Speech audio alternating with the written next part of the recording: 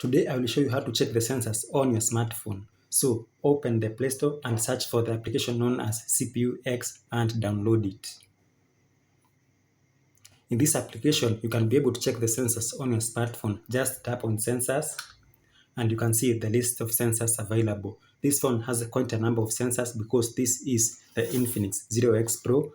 You can check every single sensor by just tapping on it. Just press on the fingerprint like that. The Infinix Zero X has an in-screen fingerprint scan over here. And test done is successful.